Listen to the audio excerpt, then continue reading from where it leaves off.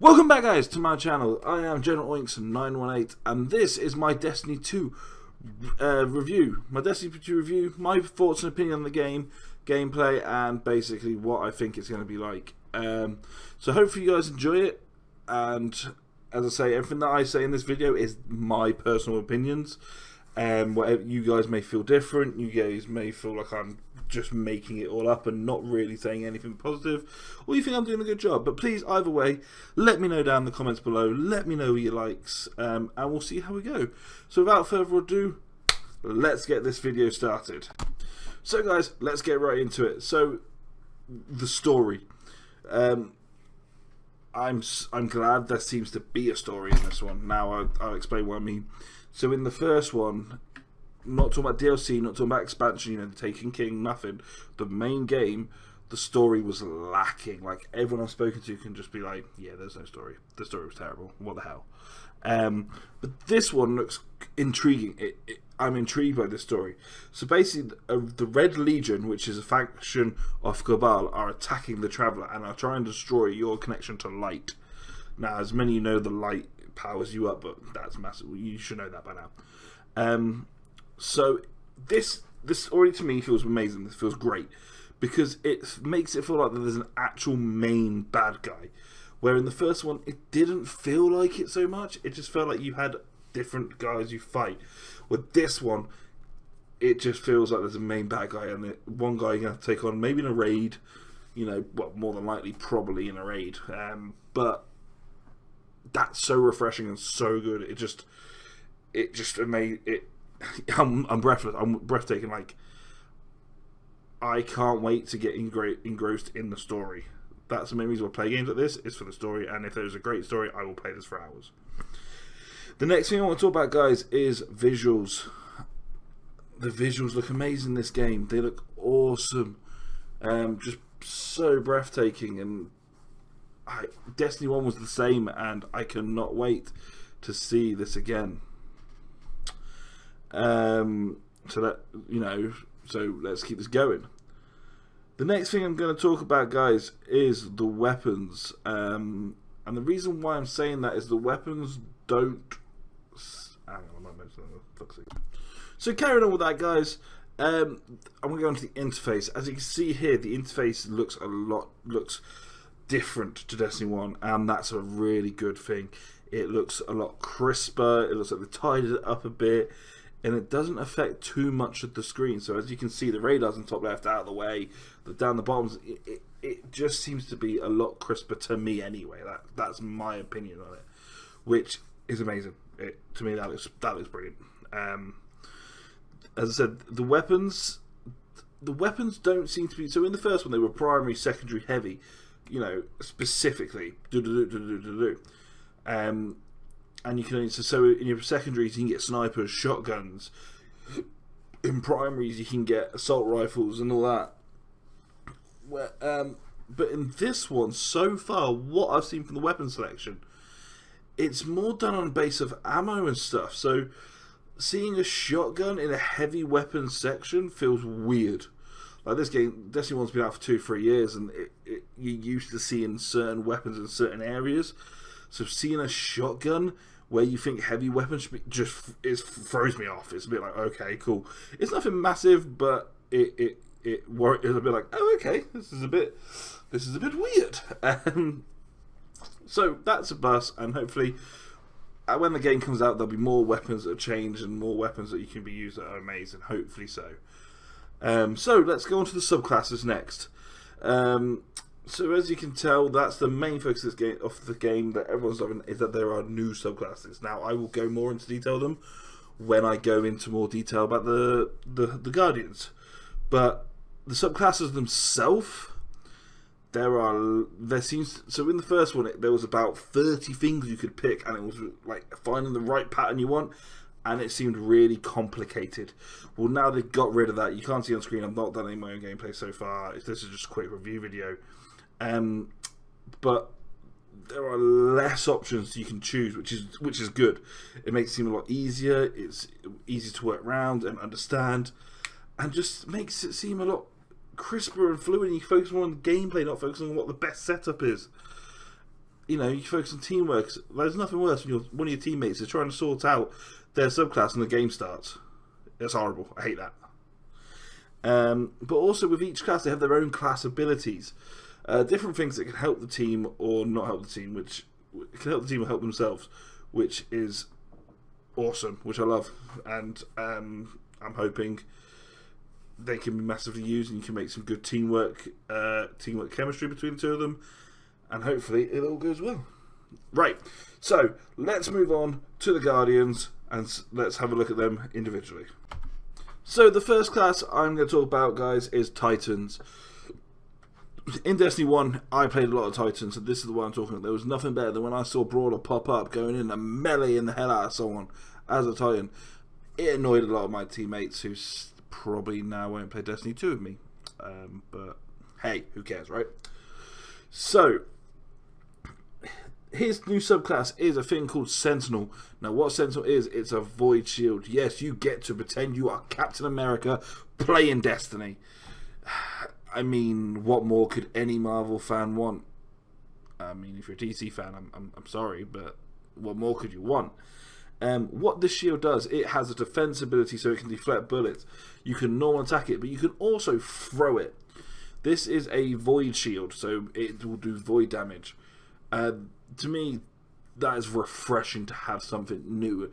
Like, you've also got the ability, in the beta anyway, you've also the ability to use the ground pound. I can't remember what it's called off the top of my head. I always used to call it ground pound, which is great. But in the beta anyway, you got the chance to use the Void Shield.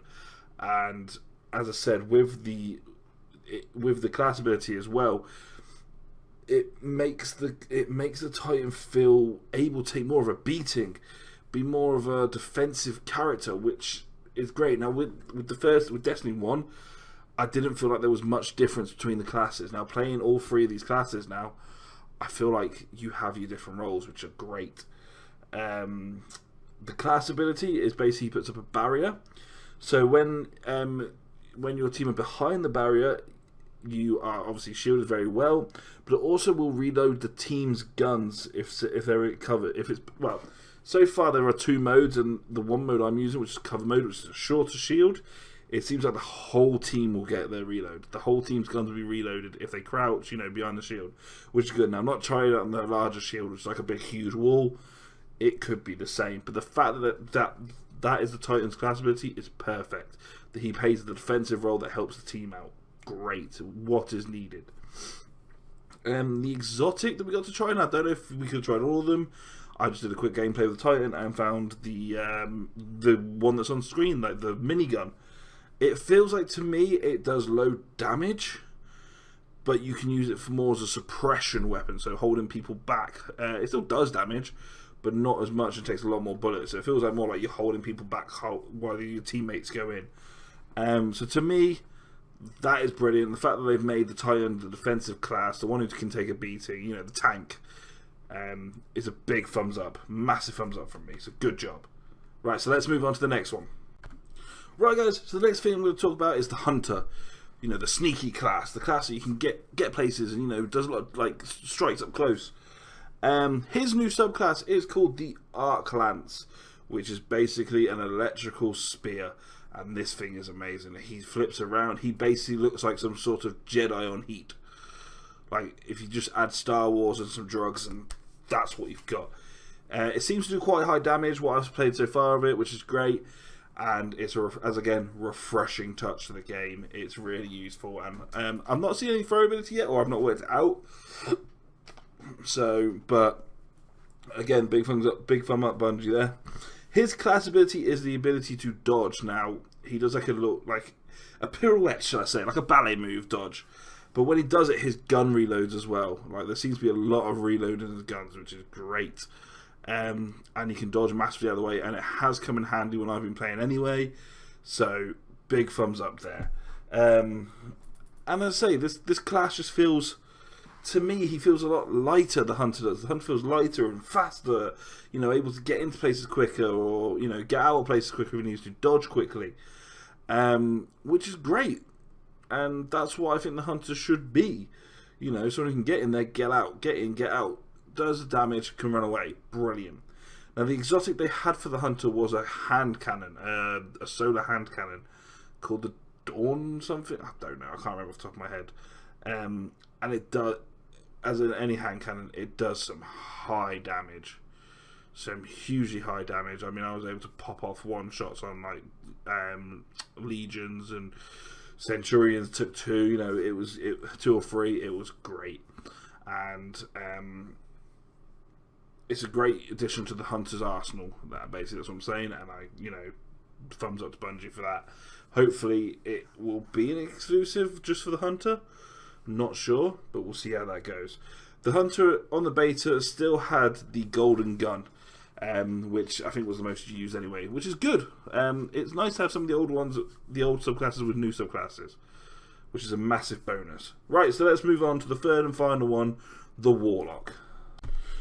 So the third guidance is the Warlock. Now the Warlock looks impressive to me. I've not really played as much as the first one, but this one makes me feel like I want to play him a bit more. So his new subclass is called the Dawn Blade, which is a solar sword. This thing looks epic and it looks amazing, and I can't wait to use it. Basically, you can do a melee damage, which is great, but it also send blades of fire basically to people. You can use it in the air, you can use it on the ground, so you can be like an aerial support with your super, which is amazing. Actually, pretty impressive to me, which is great. Now, his class ability is basically they summon rifts. Now I say rifts plural. There's 2 different types you can summon. So you can either summon the healing rift, which will heal the whole team if the team is standing in it, or you can do a weapon increase rift, which, as you can tell, increases the rift damage of the weapons. Increases damage of the weapon. Sorry, which is great. And I'd say very supportive role, very helpful to the team, and sort of feels like what we need. The class feels more supportive than it did in Destiny 1, which is great, and that guy just got owned. He feels very light. He can glide on his way back down when he jumps. He just feels a bit angelic, should I say, a bit more of a supportive role, which is great. Now, his exotic was called the Risk Runner, which was a submachine gun. Now, it's an exotic that does low damage per bullet, but seems to increase the damage the more the gun fires. But the only downfall is obviously as it was a submachine gun, its accuracy starts to be a problem the more you keep the trigger down, which is a problem. But as I said across all of these guys, all classes, they now seem to have their roles, and now seem to have ways they can help the team out. So if you have, say you're doing a raid with 6 people and you've got 2 of each class, it is useful. You can get a healing rift up and increase rift with 2 shields straight up. It just seems so much better for teamwork, which is a big bonus to me. Like, able to work better as a team, not have one man go out and do all the damage. It's great. Okay, so now obviously this is my review, and I've got to put the good with the bad. Now, off the gameplay itself, I have no bad so far. It feels like Destiny 1. It's got all the bits of Destiny 1 I enjoyed, with little tweaks of stuff here and there. It's great. The problem I've got with it is the potential stuff. So I'm hoping, like in Destiny 1, there isn't so much grinding that you have to do. Because in Destiny 1 there is a load, and it got annoying after time. And it just bugged me, really. Like, I didn't want to do that much grinding to get a weapon. Like, oh, didn't get the chance to get it. Great, cool, bro. I don't mind getting the odd chance, but I think drop weights for some weapons should be increased. Another thing that got me annoyed about it was the overall cost. Now, Destiny 1, if you brought all the expansions and whatnot, and it cost you a bomb. An absolute load. And then a year later, or a year and a bit later, they brought out the complete collection for the same price. It made you feel like, and you didn't get anything for owning the game from buying all the expansions. It was just like, oh yeah, cool, you got this, and then we brought out this edition. Haha! It felt like they were laughing in your face, just trying to make some money. And I don't mind paying for DLCs, but I want content out of them. And I feel like the content from Destiny 1 wasn't fully the best. Me personally, I feel like there could be a bit more, and if I'm gonna fork out that kind of money for the game, I want a little bit more. So that's one inkling I'm having about the game, is the overall cost. It will cost all the DLC and everything. I'd also like to see in this game some sort of trading system. Now, I'm not talking trading weapons or armor. No. That could make your team too OP in, say, Crucible or on a strike. Say if you've got someone who's slightly higher, who's got like 4 of the best weapons. It's not really fair. That wouldn't be a really fair system if, say, you're playing Crucible. Now, what I'm talking about is I want to see some sort of trading system when it comes down to, like, the ammo packs you can get, or power boosts, or so say if you're going into a raid and you've used up all your ammo packs but your mate's still got 20, he can trade you some, or that would be so much more useful to me than giving hand-on weapons. But that's what I say, my opinions on the game, completely my own thoughts, and that's my own hopes. So as I said, not much problem with it. Overall, playing the beta was amazing to me, and I've played it so far, and as I say, I will do a Crucible video later on. But overall, I'm going to give this game a very high rating, and I'm hoping that it holds up and does better. But guys, that will be the end of my video today. I hope you guys enjoyed it. I hope it helped you guys out a bit. Let me know your opinions on the game. Let me know if you think I'm just chatting bullcrap. I will probably do a Crucible video at some point. I've not played any of that yet, so look out for the video. But if you enjoyed it, guys, please give me a big thumbs up. Give me a comment down below, tell me what you enjoyed about my video, and until next time, enjoy the rest of your day. Bye bye.